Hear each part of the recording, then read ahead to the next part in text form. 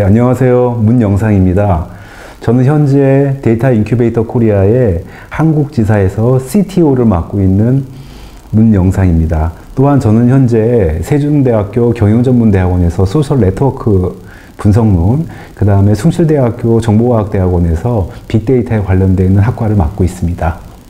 제가 생각하는 국내의 빅데이터 프로젝트는요, 현업에 관련돼서 빅데이터에 관련되어 있는 이해가 아직 성숙되지 않은 상태에서 진행되는 프로젝트고, 또 위에서 이제 임원진들이 바라봤을 때는 어떤 성과를 내기 위한 급급한 요소 때문에 어떻게 보면 프로젝트의 결과물이 과거에 있는 정형화되어 있는 분석 쪽에서 조금 더 애드온 되어 있는 그런 정도의 어떤 현재 상태라고 저는 생각을 하고 있습니다.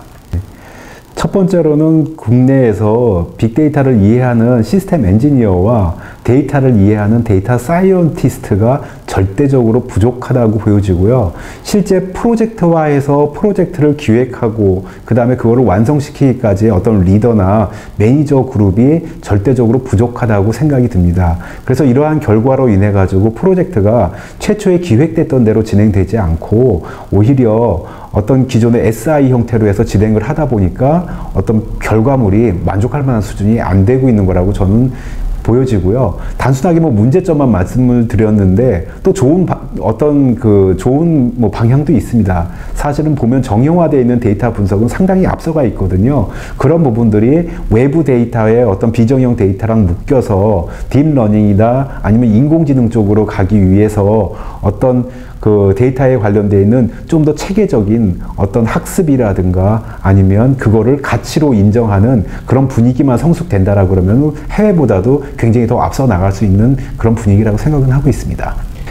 해외 같은 경우에는요, 지금 국내에서는 인공지능에 관련돼서 다양한 모델이나 알고리즘 같은 게 사실 많이 개발이 되고 있지만 해외에서는 사실은 데이터가 학습을 시켜가지고 데이터가 알고리즘과 모델을 만들어내는 단계로 지금 계속 진화를 하고 있거든요.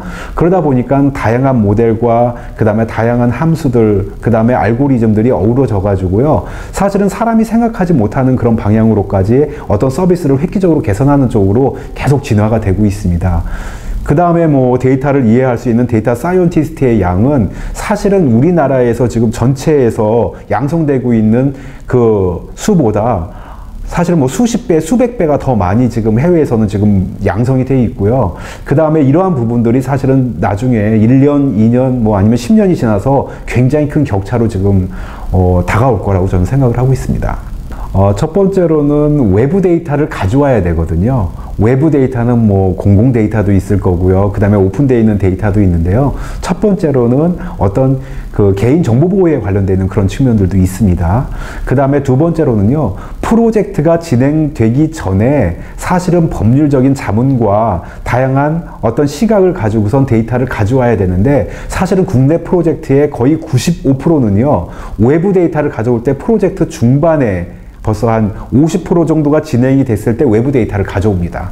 그러다 보니까 결과적으로 외부 데이터랑 융합이 되는 그런 측면으로 나가야 되는데 맨 마지막에는 외부 데이터가 점점 하나하나씩 다 빠져나가는 거예요. 그러다 보니까 점점 더 내부 데이터와 정형 데이터 위주로 가다 보니까 볼 수 있는 뷰가 과거와 다르지 않다라는 거죠. 그래서 그런 문제가 좀 심각하다고 보여집니다. 지금 저희가요, 글로벌리, 저희가 테슬라라든가, 다양한 포춘에 나와 있는 500대 기업, 글로벌 500대 기업에 관련되는 빅데이터 컨설팅, 그 다음에 구축, 그 다음에 데이터 사이언티스트 양성을 저희가 지금 하고 있거든요.